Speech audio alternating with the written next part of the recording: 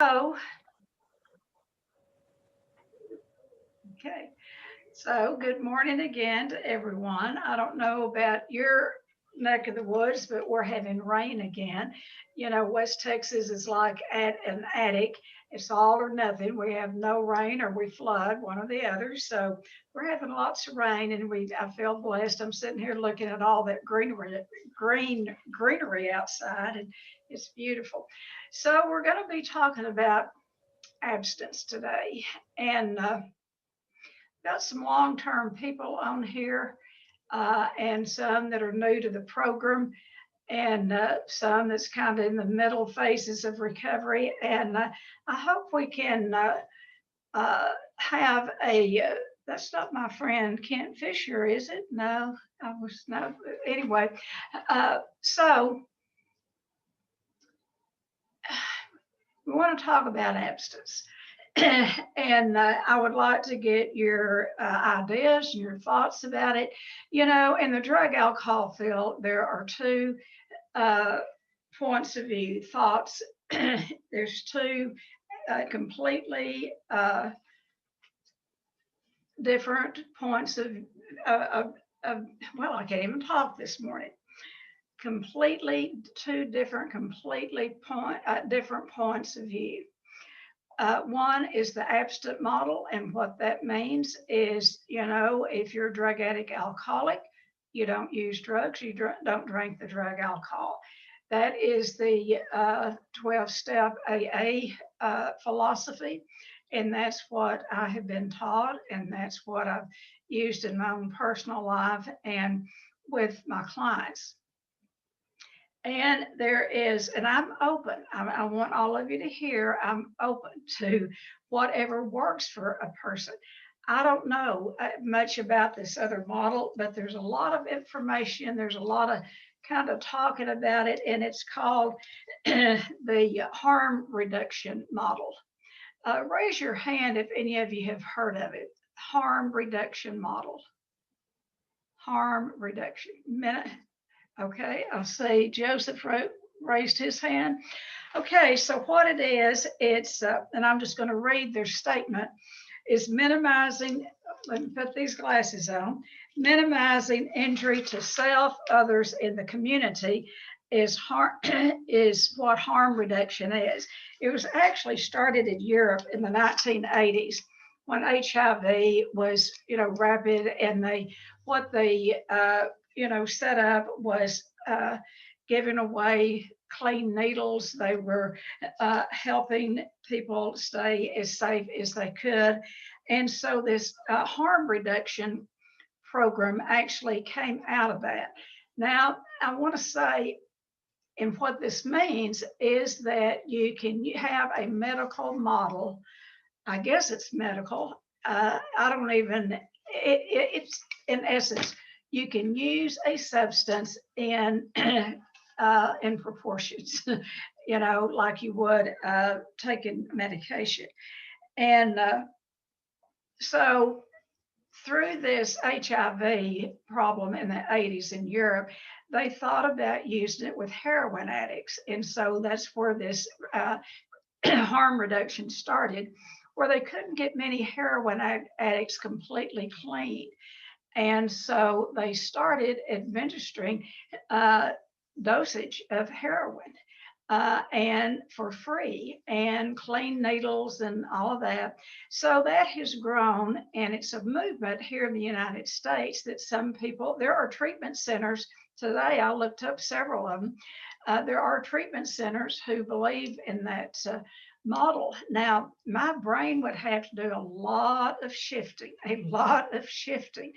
to, I mean, you can tell I'm stammering about it. I mean, it's hard for me to even talk about it for fear. Now, I know that what I say is not powerful enough to make you go relapse over it, but I even have a concern about talking about it a whole lot for fear that some drug addict, alcoholic that has been absent for a while will say, oh, well, now Titty is saying that we can use, socially or whatever. I am not saying that. I am saying I am ignorant about this new approach. but it's something that we're going to have to be talking about because it's pretty much, it's not all over the field, but people are talking about it a lot in the addiction field. And like I said, there are treatment centers who use this model, and they claim about as high a recovery rate as those of us who use the abstinent model. So where do they come up with the numbers? I don't know. That is a whole nother discussion that could take, a lot of time. But I just wanted to kind of introduce that to you, that thought, and see what your thoughts are. Have you ever heard of it? And then what I was thinking this morning is, the reason I'm starting talking about this is I have a friend that is in the field and he works internationally, and he's really looking at this model and was encouraging me to look at it. I'm looking at it. It has not changed my belief system, but I'm open to whatever works for individuals. Now, what I can see is people that are on opiates or people that are severe drug addicts and that that have been in and out of treatment and relapse on the way out the door. I can see the possibility where that program might work for them. And it's already being used, like in the methadone clinics, and there's different medication that they're giving people that will substitute instead of opiates. They will give them different medication that is similar to opiates. But so I'm just going to kind of leave all of that with y'all to think about.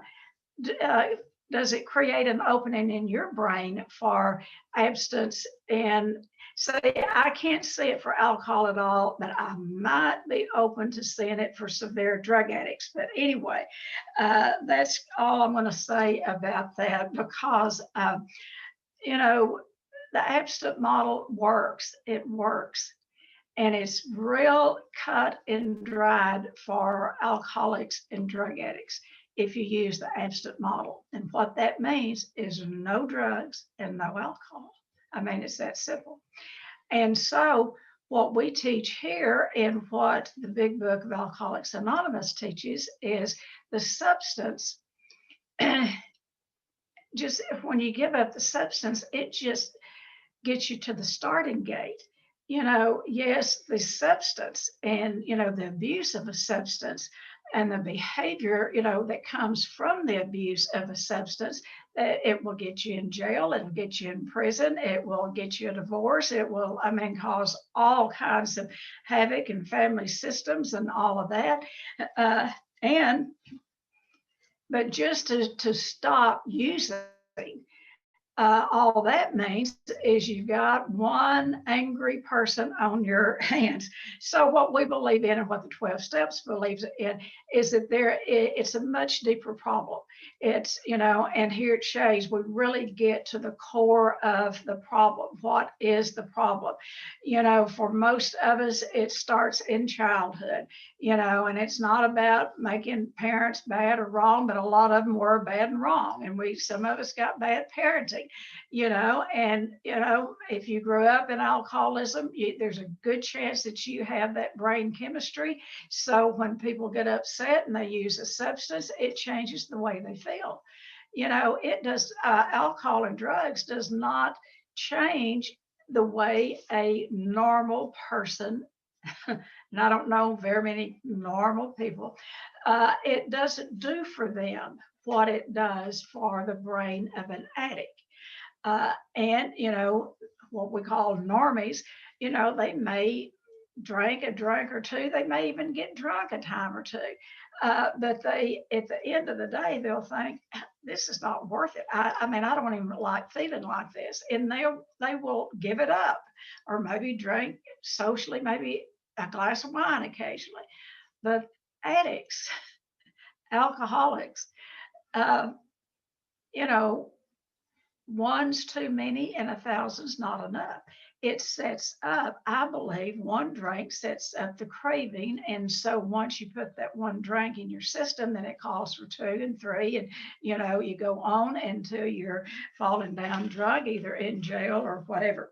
So we believe in the abstinence model. And I'm going to keep saying this till I'm wearing it out. I'm open to looking at the harm reduction. This is kind of off the topic, but I was several days ago was in a place of business, and this woman came up to me, and she had a mask. She was working there, uh, and she had a mask on, but I instantly knew who she was. I instantly knew who she was. Tears came to her eyes, and she's probably in her middle 50s. And she was one of my very first clients at the Serenity House.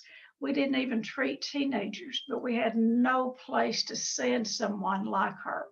This was in the early, early days when kids started huffing paint. We knew nothing about it. And they didn't know what to do with this young woman. And they brought her to us at the Serenity House. She was pretty much a vegetable. She was like in a child state. And she, I'm kind of a mother figure for a lot of people. But anyway, I was her safe person. And for months, she sat at my feet and put her arm. I mean, I was practically dragging her through the center, but she, just kind of clamped onto me because for some reason I felt safe to her. Uh, but we didn't know what to do for her. We did not know what to do for her. The huffing of the paint fumes we thought, had done so much brain damage that there'd be a possibility that she'd never come back. Of course, our recommendation going forward was for her to never use any type of drug or alcohol. And of course, as she got older, she did. And she got into a lot of problems with that. Long story short, she's in her 50s. She's clean and sober. And for that particular woman, uh, and I've seen thousands like this. I don't think I don't think she could use a little bit of drugs or drink a little bit of the drug alcohol. I don't know. But when I saw her, and I've seen her one time in between because I had called somebody in the paper to do some yard work for me, and these two people showed up, and she happened to be one of them. So I saw her maybe 20 years ago. I'm just saying, pointing out with her that had she kept doing what she was doing, huffing the paint or whatever drug she went to, if she kept doing that, even on a part-time basis, she would not be alive today. So I'm just throwing that out there. It really touched my heart to see her a productive citizen of our town and having a job and working, and she's in her 50s. That's what sobriety does. That's what abstinence does. So I'm going to kind of leave this. There is a growing epidemic with opiates. And if y'all work in the field or know anyone that's an opiate addict, it's hard to get off of. It's hard to stay off. Now there's good, I don't have any affiliation with any of them other than I've had friends that have worked in methadone clinics. And the methadone clinics, if the clients there will take the advice of the counselors there and do other forms of treatment along with the methadone, they can work and can function and hold down a job, but many of them won't. They won't go to the program. They won't get a sponsor. They won't see counselors. All they want is that drug, that methadone. They were some clinics open at 6 o'clock in the morning, and those addicts may not show up at work on time, but you can count they'll be there at 6 o'clock in the morning to pick up that methadone shot. So I'm just putting that out there for y'all to think about, because we're going to hear more about this model, this harm reduction model. And they're going to be asking for lots of money from the federal government for it. So I don't know. I'm just thinking about that. Let's go on to other addictions. When we talk about eating disorders, and not everyone in the field believes that eating disorders are addictions. I do. I'm recovering from compulsive overeating and bulimia, and I believe 1000% that it goes through the exact same addiction process as drugs and alcohol. You know what that process is that we have some feelings to come up, or I would have some feelings to come up that I didn't know how to deal with. I'd get angry. The only way I knew how to deal with anger was to rage.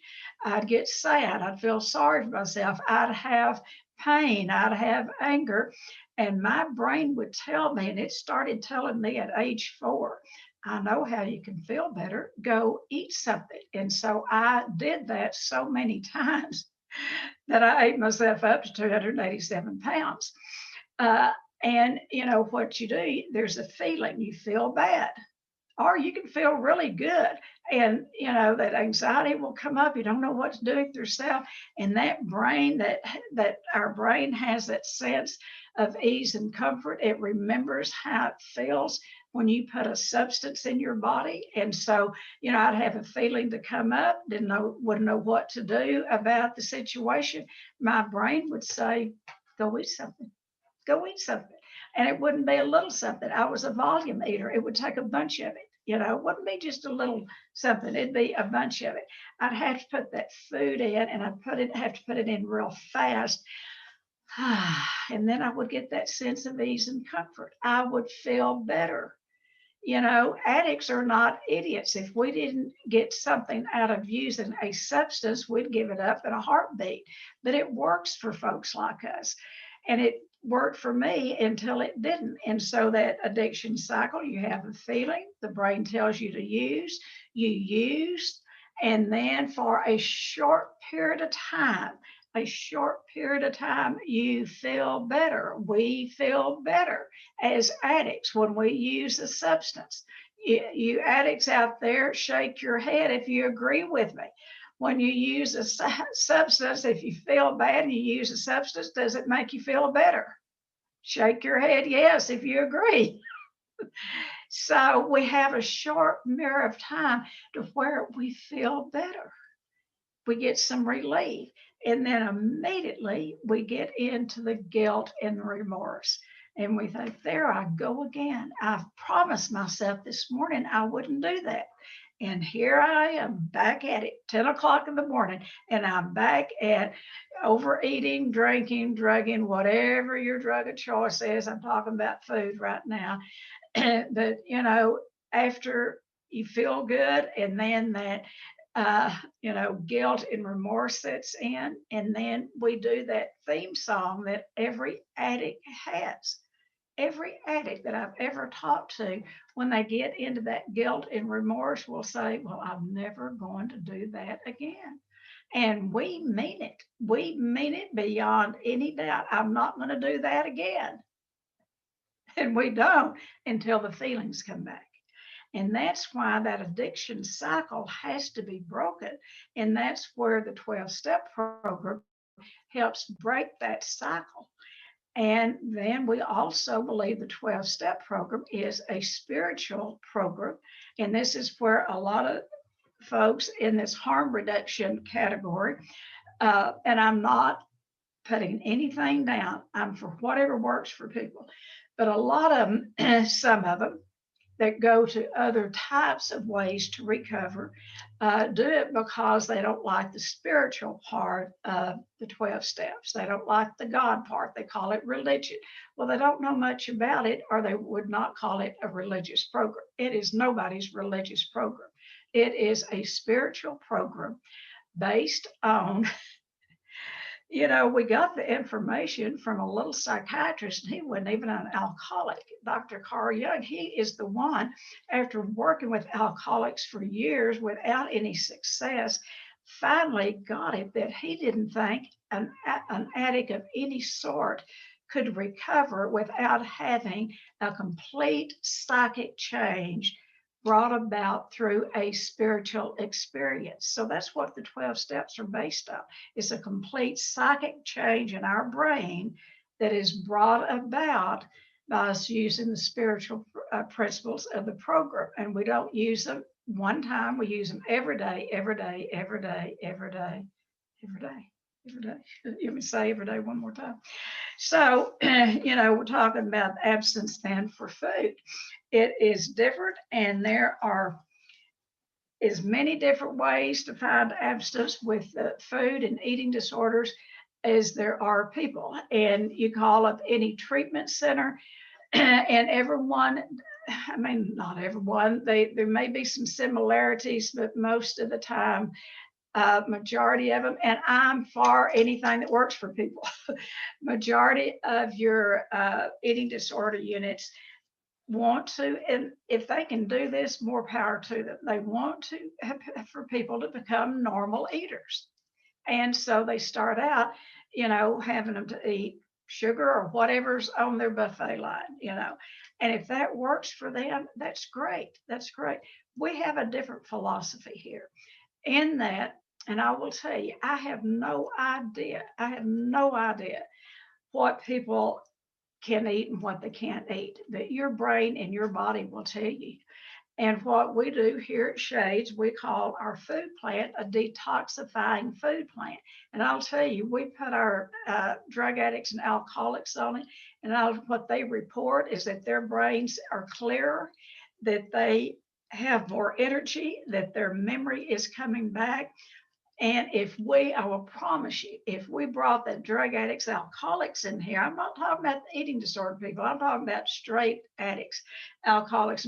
If we let them eat, and a lot of treatment centers do this, massive amounts of sugar, caffeine, whatever they wanted to eat, their brain would still be foggy.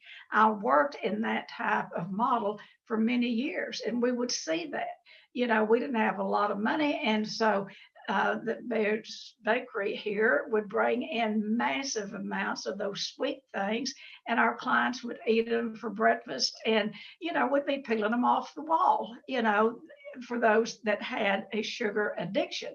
And a lot of your alcoholics do, because what is alcohol made up of? There's a lot of sugar and alcohol. So anyway, getting back to abstinence for eating disorders. The OA model of abstinence, I'm going to read you what that is. It is simply said, is the action of refraining from compulsive eating and compulsive food behavior while working toward or maintaining a healthy body weight. And what we're working on is spiritual, emotional, and physical recovery is the result of living this plan of action. So, when we look at an eating disorder person, yes, the compulsive overeating has to stop. I mean, if you're going to recover, you're going to have to stop eating compulsively. And you need to look at what you're eating, what type of food you're eating. Now, like I said, I can't tell people if they're allergic to sugar, and what I'm talking about allergic is when, if you eat something with sugar and you want more of it, you might have a sugar allergy. I don't know, or sensitivity. It may set up, the guideline, it may set you up to want more, is the whole thing.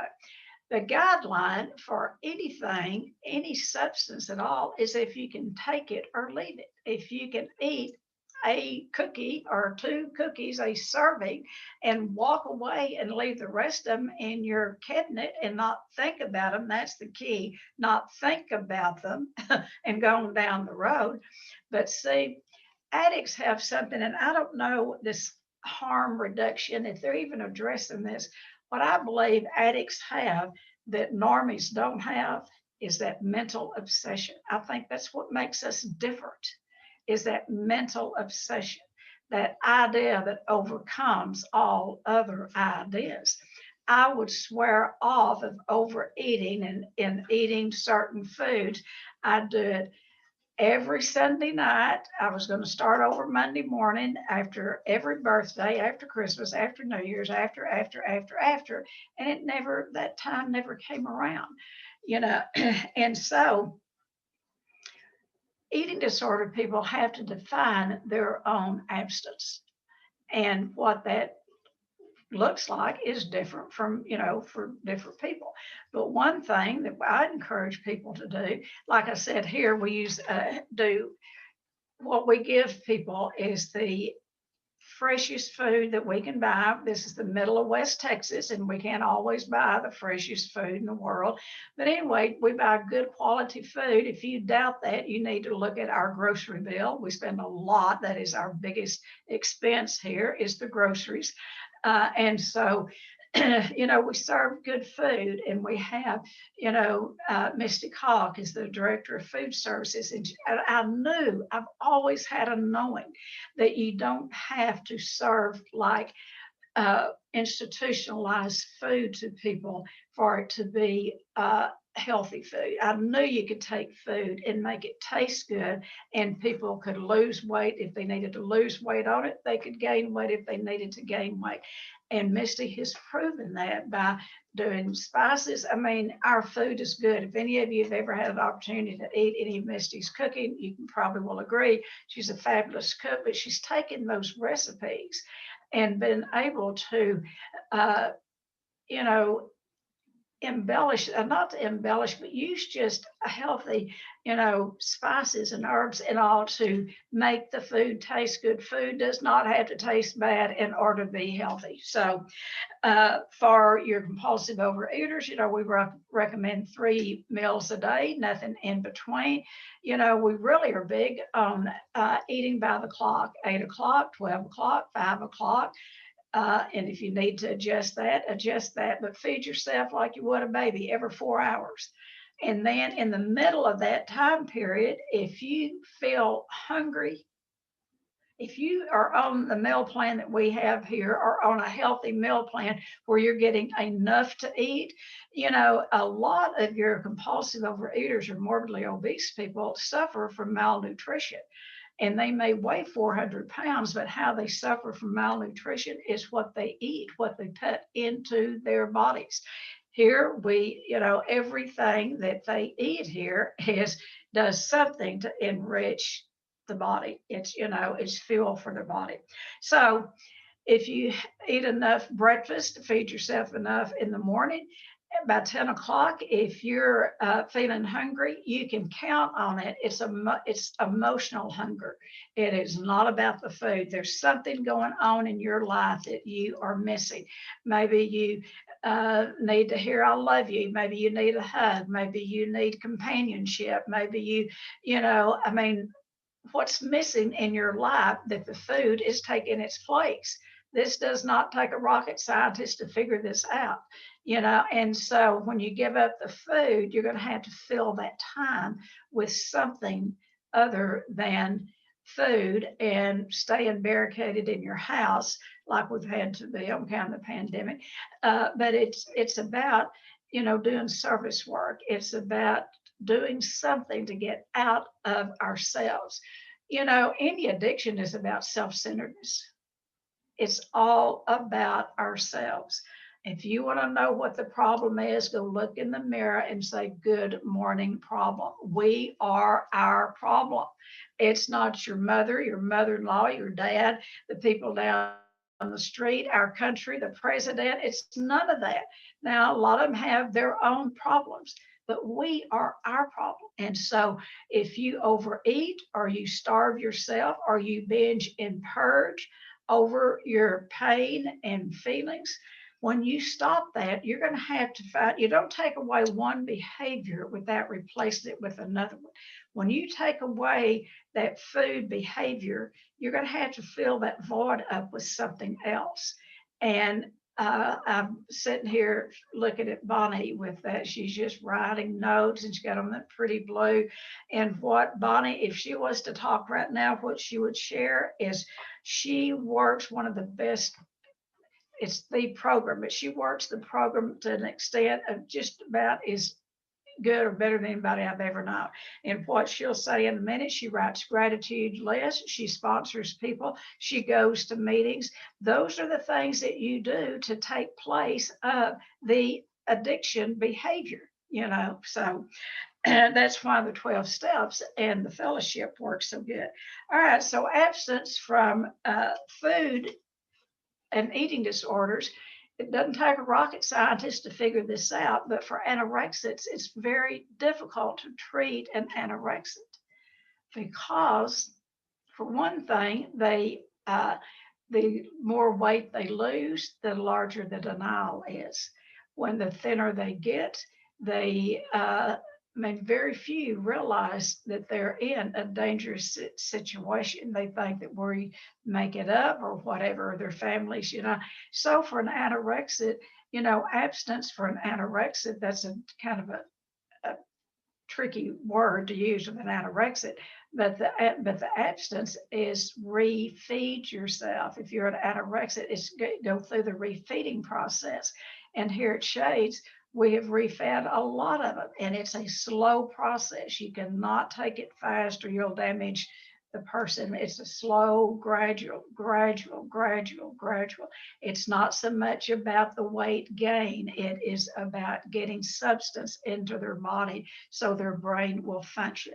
And so an anorexic has to develop a plan of action for a meal plan, just like a compulsive overeater does. And it's important for an anorexic to feed themselves in a timely manner. Now, some of you that are on here are kind of acting bored, some of my compulsive overeaters, but I want to tell you something. Compulsive overeaters, I have seen them go from being a 300-pound compulsive overeater and get a hold of a meal plan and start losing and feeling good and getting the praise and the compliments and go all the way over to the anorexic side. We haven't seen it a lot, but we have seen it some. That is more natural than for the anorexic to go the other way into compulsive overeating. We have seen compulsive overeaters get into anorexia. This is why it's not a one and done. This is about treating addictions and eating disorders every day, day in and day out.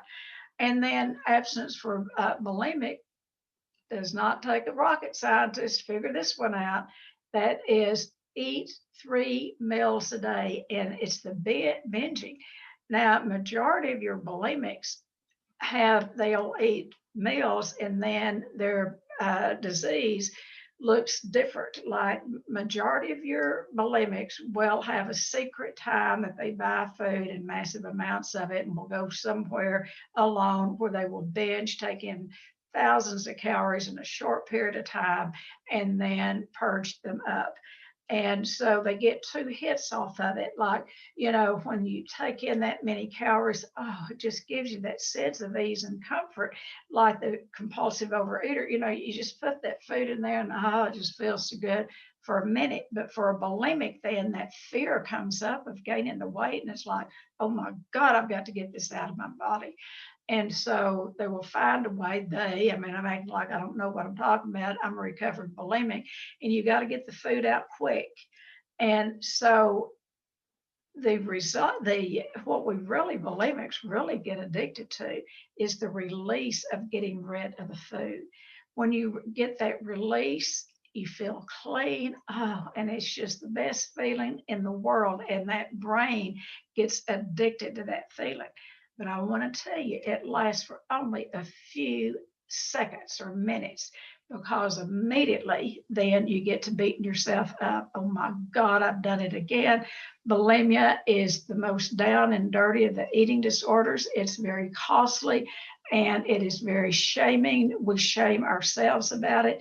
And so, abstinence for a bulimic is no purging, binging and purging. Now, I will tell you, if I was working with someone on an outpatient basis and they came to me and there was no way that they could come into inpatient treatment, what I would work with them on is, if they were purging 10 times a day, I would have them to document the binge and the purge and be willing to look at cutting down, maybe 2 a day, 3 a day. And, this is on an outpatient basis, not an inpatient. This is why I don't believe many eating disordered people can. I think eating disordered people need a detox plan and a time as well, if not more so than drug addicts and alcoholics. I think they need to be detoxed from the drug, and then that's when the hard work starts. So recovery or abstinence for compulsive overeaters is have a meal plan, eat 3 meals a day. If your body works better with a snack in between, go for that. But for me, as a compulsive overeater, I couldn't do that. And I stayed really on the same meal plan that I came home from treatment with.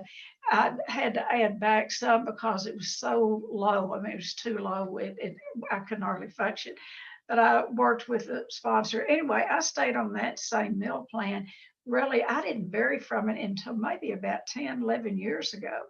And it just becomes a working part of the mind and body. And I haven't varied through it, very varied from it much. But even the big book talks about how we will reach a place of neutrality.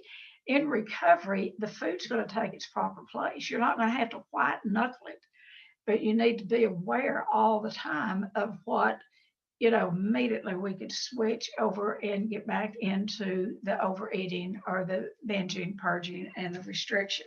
So that's eating disorders. I'll tell you, on the process addictions like sex addiction, and this is all I'm really going to talk about: sex addiction, shopping, and work addiction. Those are 3 that are very hard to treat because God gave us, made our bodies that we are sexual human beings. I mean, that's how He made us. And then, the shopping, you have to do some form of shopping. We do not live in the days that we go out and hunt and gather our food. So you got to do some kind of shopping to bring in goods to your home. And then work addicts, I mean, it's a hard addiction to find abstinence in, but it is possible in all 3 of them. And for all 3, this is my philosophy, folks: is get some detox in every one of them. Like, for instance, in most of your people who work in the sex addiction field, well, particularly an inpatient, which is wonderful if they can go to inpatient, is get them abstinent from all sexual behavior, for just kind of like the food. Get them abstinent first, and then see. I mean, because those normal instincts are there. It's what we do with those instincts that make us so sick, in the sex addiction. And so this is where SA is so, Sex Addicts Anonymous is so good, because you get a sponsor and they will help you find a bottom line in what your abstinence is. And everyone's abstinence looks different in sex addiction. But I believe everyone has to go through a period of detox, and that means give it free of any sexual acting out. That could be a week, 2 weeks, month. I don't know what that might look like, but your therapist or your treatment team would, and a good sponsor in SA. And then on the shopping, people get in, bad trouble with the shopping, and when it's connected to the debting. And so Debtors Anonymous, if any of y'all have ever done Debtors Anonymous, it is a serious program. They double team you. You have 2 sponsors and Debtors Anonymous, because when you get into people's sex life and into their pocketbook, that is when they close off. They do not want you talking about their sex life or their money. And so both of those are hard addictions to treat and to really get honest in. And those, if you are multi-addicted, and not, if you're an alcoholic and you don't treat the, and you might have some kind of an eating problem, and you might have a sex problem, and you might have, spending problem. If you don't address all of the addictions, it'll take you back to your primary. I've seen it over and over and over again. So, and then, work addiction is it starts out very gratifying to overwork, and you make money, but after a while, a work addict, it's not about the money. I know work addiction came as close to killing me as my eating disorder ever did, because I couldn't get fulfilled enough, and I would overdo and overdo and overdo. And alcoholics have blackouts. Work addicts have what we call brownouts, like it would look like, I live in West Texas and was raised in far West Texas where we had bad old sandstorms. And that's kind of what it is for a work addict. They live in colors of brown. It's like they can't see anything through the haze, and they're tired from overworking, but they cannot stop the overworking. And so all of these are life that we have to work to make ourselves a living.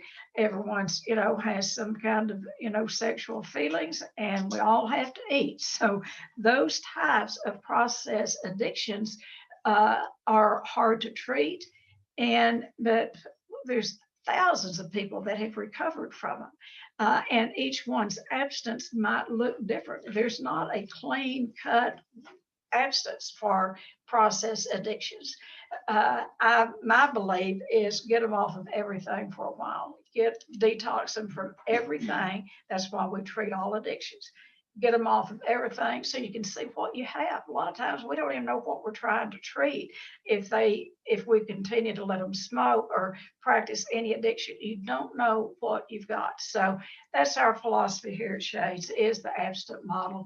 I'm going to close this with saying, because I've probably just worn this out, that I'm open to anything that will help an addict.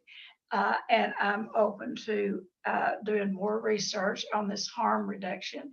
And I think it probably could help the people more that are like severe street drug addicts, maybe you're opiate addicts. I don't know, but I'm open to learning more about it. And so let's open it up, because I've got some seasoned people on here. I'd like to hear your opinions about the different types, the abstinence model and the harm reduction model. Do you believe in it? Do you think it could work? Some of you have family members that are addicts. Some of you are addicts yourself. Some of you are in long recovery. Some of you are in middle stages. So let's open it up. You can ask questions. I don't know if I'll have many answers, but let's all talk about it together. So who would like to start? And there's a woman on here I know that has a friend that is dying from drug addiction. And so it's hard to sit back as a friend and a family member to watch someone die of addiction. So in that, maybe this model of harm reduction would help someone like that. I don't know. So let's open it up. Y'all ask questions. Give me your opinion. Who would like to start? I'm going to ask if Bonnie will start first. Bonnie, will you share with us? Thank you, Tennie. Excellent talk. I'm Bonnie. I'm anorexic, bulimic, alcoholic, codependent, sex and love addict, intensity addict. I have a history of workaholism and perfectionism. And I learned experientially, the hard way, of course, that for me, I have to have the abstinence model of totally detoxifying. I don't believe for me I can do anything, and I'm such a 12-stepper. The big book, half measures, and to me, the harm reduction model is kind of a half measure, and that doesn't work for me. But I agree with you, Tennie, that I do believe that it can help other people.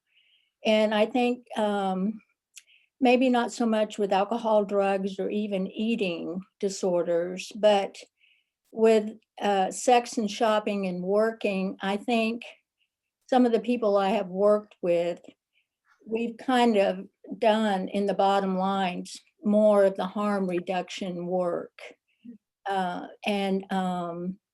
And what it is, again, it's trial and error. What works for you? Can you do this? Will it work? Or does it still have the obsession of the mind? and consume you. So those are just a few of my thoughts. Thanks. Thanks. All righty. Thanks so much, Bonnie. And you are one that has that you've worked through and you do daily many addictions. So I value your opinion and your comments. All righty. Who's next? Huh? No hands up. Okay, Sarah. Hey. So yeah, I'm very blessed that I don't have any chemical dependencies or addictions. But maybe I'm not. I don't know. Process seems to be harder sometimes. I don't know about this harms reduction work. The AA book describes 3 different kinds of alcoholics: moderate users, heavy users, and the addict of the hopeless variety. I consider myself an addict of the hopeless variety. And it's very possible that harm reduction works for those who aren't addicts of the hopeless variety. Of course, then the question goes, will they just use harm reduction until it makes them an addict of the hopeless variety? Because it is a disease of the progressive nature, in my opinion, from what I've seen. So I don't know. I don't know that. It'll be interesting to see what the long-term effects of these kinds of harm reduction work does. I mean, because willpower will go so far. It really will. You can totally stay clean on willpower for me about 4 hours. For some other people, maybe it's a little bit longer, like 4 months, you know. But my friend Will just isn't good enough for me. So I need total abstinence from my addiction. Now I'm a sex and love addict, or mostly sex addict. I'm a love addict. I'll bait people. It's literally just my bait. I will use love to hook someone, and then I'm just a sex addict. So and very specifically, again, to BDSM kind of porn and snuff porn and really, really bad kinds of porn and acts like that. So I need to be 100% abstinent for me personally from all porn, but from any BDSM, obviously. I say obvious, but maybe it's not obvious to some. Type of behavior. For me, that would definitely qualify as selfish sex. Now on page 69 of the big book, and you know, God put it there for us addicts. Just to be like, oh my God, it's on page 69. I can't forget it. So that it says that avoidance is not the answer. And I do very much believe that. I see sexual needs. I see it as one of the 5 parts of the self. So emotional, physical, spiritual, mental, and sexual. And I know a lot of people in SAA, SLAA who just, you know, say no sex, no masturbation, no nothing. And I don't believe that's the answer.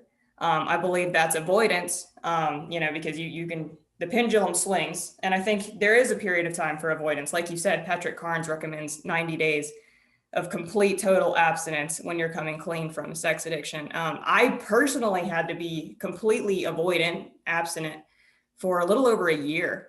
I mean, completely, from masturbation, from porn, from sex, from everything. I had to do that for a little over a year. I had to go longer than 90 days. But I am a firm believer that there are sexual needs. And I do believe that healthy masturbation can be practiced. Even for me, which was surprising to me because I was one of those people who would do it for 7+ hours a day before recovery. And today I feel as if I have a healthy way to do that where it's not done in secret. And I have a pre-self-care inventory, a immediately after self-care inventory, and a 24 hours after inventory. So there are 3 inventories every time I'm going to partake in any sort of sexual self-care act that I give to my sponsor. So I'm not ever doing it in secret.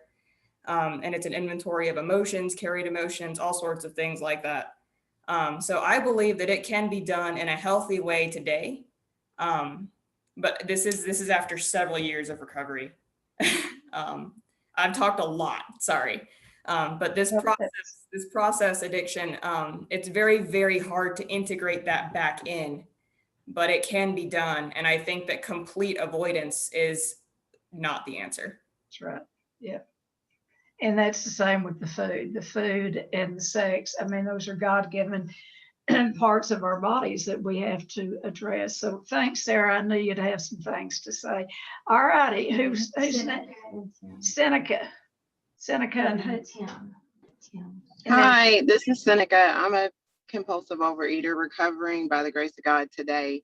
I have a lot of compassion for anyone that has an addiction.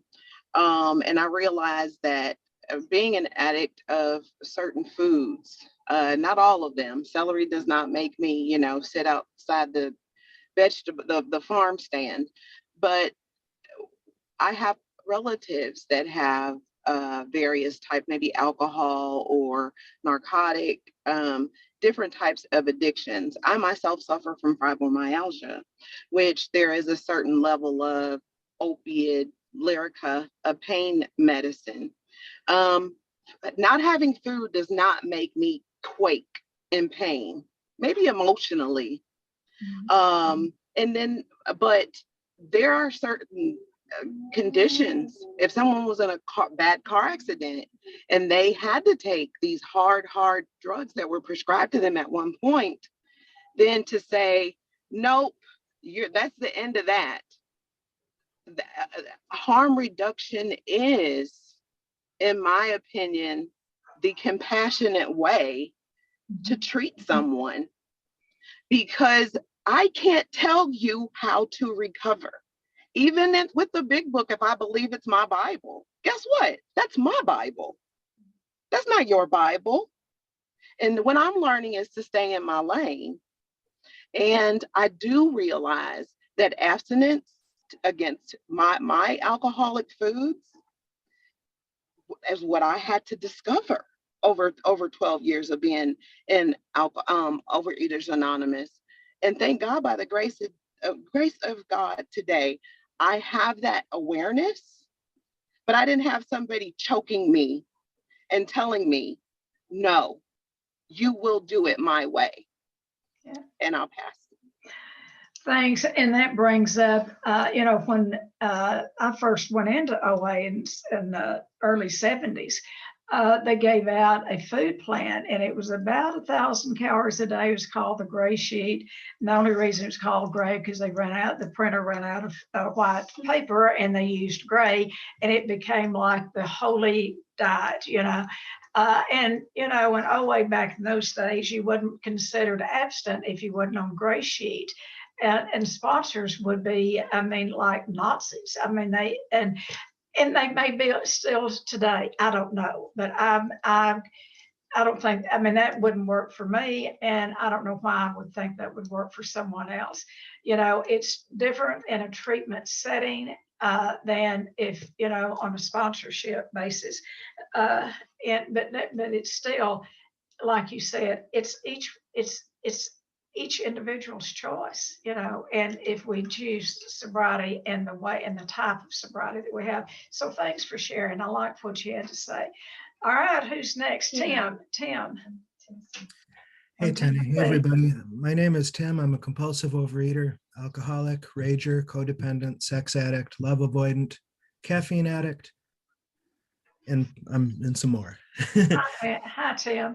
Hey, other me. I have some experience to share here. I've been sober from alcohol and street drugs for a long time, one day at a time in AA. And looking back over that span of time, of course, I've received so many blessings of sobriety in that way.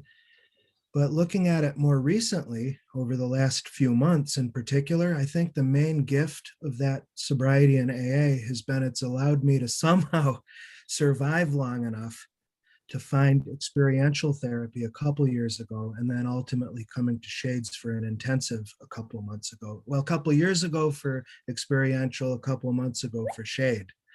In fact, my therapist, Kent Fisher, says, I think it's a miracle that you did survive. Why? I was abstinent fully from alcohol and drugs, but meanwhile, I'd since learned that my sugar addiction predated my alcoholism by several years.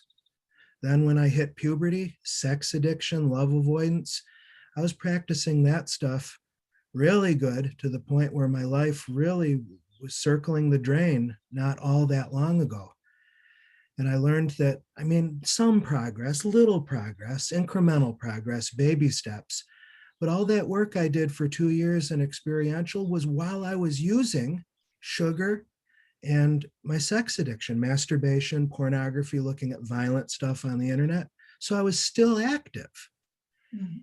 So right now, I've never been more sober than I am right now, and it feels great. And my personal thought is, I don't want to cloud my mind. I guess, like you mentioned, Tennie, if you're a late stage drug addict, maybe you kind of have to wean off, maybe in a longer horizon. But damn it, I'm done, man. I'm done putting stuff to pollute and cloud my mind.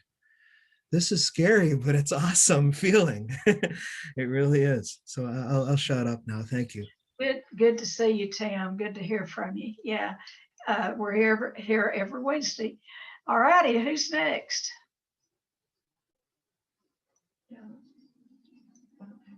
Okay, I will, Miss Jackie. You've got several addictions. Yes, I do, Miss Tennie. You know it. I'll just say my claims right here. I'm an alcoholic, a workaholic, recovering alcoholic, codependent, rager, perfectionist. So I have a lot of isms, and I am working on them daily. And I'm not doing it perfectly, but I'm definitely improving. And the program that works best for me are the steps. The steps happen to be my recovery tool, and that have helped me through this journey. But as Tim mentioned, the alcohol was the basis of it, and then the other things kind of piled on. But as some of you may have heard of my story last night, a lot of it comes from childhood trauma as well. So that's probably the root of it all. And when I can work, Shades allowed me to process so much pain and acknowledge so much of what was driving all my isms. And too, as Tim mentioned, Kent Fisher, he was the one that helped me see the light 10 years ago yesterday for my alcoholism. So I'm really proud to be part of his program as well. And honestly, for me, it's the steps, it's keep doing the work, it's the meetings, it's my sponsors, it's my sponsees, it's working the work for me. That's what works. And I'm grateful to be part of this group as well. So thank you, Tennie, for suiting up and showing up every Wednesday, because I love being here. Oh, thank you. And congratulations again. Happy birthday. I think I was up there around 10 years ago when I think I'd gone to, I helped with a recon, and I think it's around the time you found sobriety. Yeah. It was. It was. Can't go back a long ways. We have done cross referrals for, I won't refer just anywhere, but Kent and I have done a lot of cross referring together. And Tennie, I will never forget sitting on your lap for about, we were doing a recon, and I think I sat on Tennie's lap for about 2.5 hours. And it was how I got to know Tennie so well, and it was a blessing. Who knew it would be like the mom I never had? Just a godsend. So again, God works in mysterious ways, and I'm just grateful to be part of this journey. Oh, well, happy late birthday. I forgot it was Tuesday. I thought it was Monday yesterday. It felt like a Monday for me too. All righty, who's next?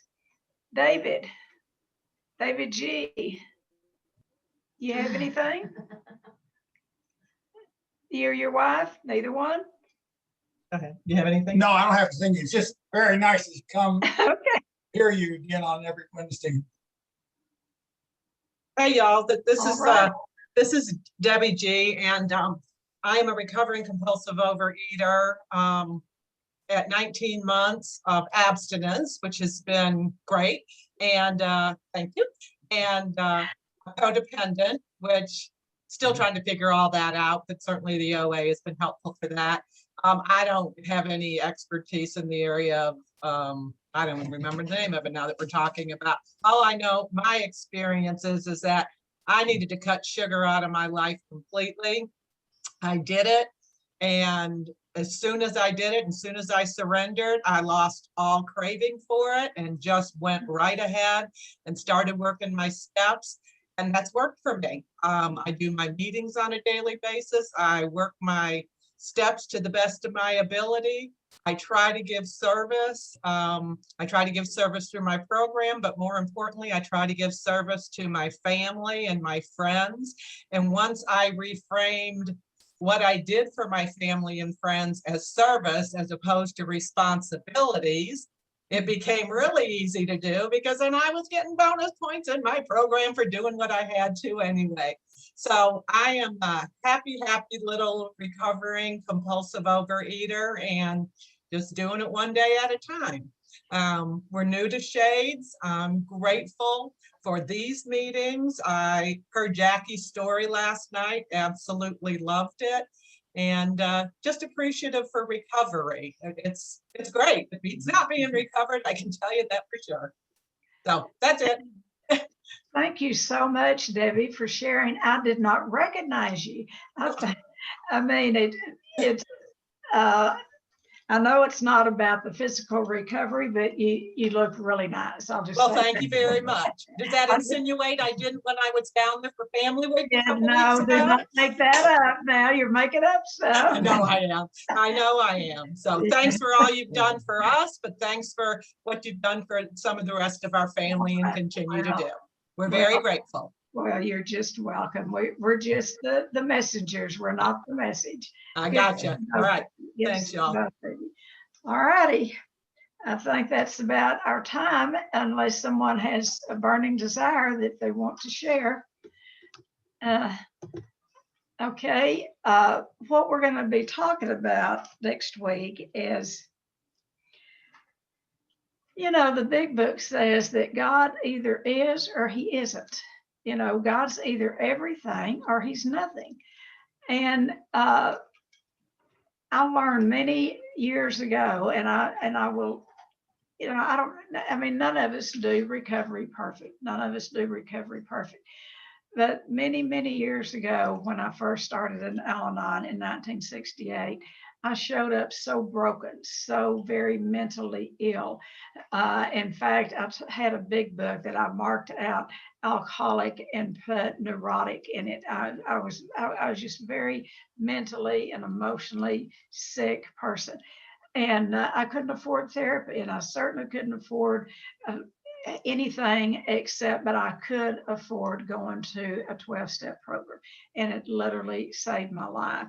And I went there believing in God, but I realized I was more of an agnostic. I had believed in God all my life, but I didn't take much action toward that. So it's the action that I believe that we have to take. So next week, let's come together and talk about, and you share about your experiences with, you know, God is either everything or he's nothing. He either is or he isn't. We're either going to depend on him or we're going to depend on ourselves. And I can tell the difference when I have taken back my will. You know, I'll surrender it to God, and then all of a sudden things aren't working, and I look around and think, well, I'm running the show again, you know. And so the God that I believe in works in a partnership.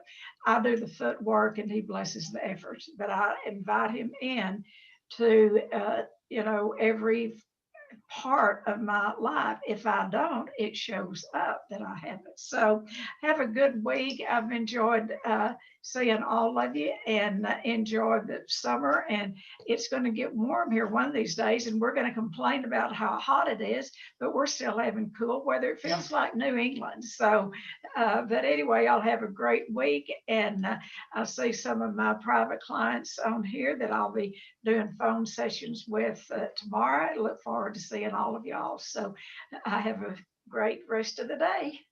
Bye-bye. Thanks, Tennie. Thank y'all. Love you. Love you. Love all of you.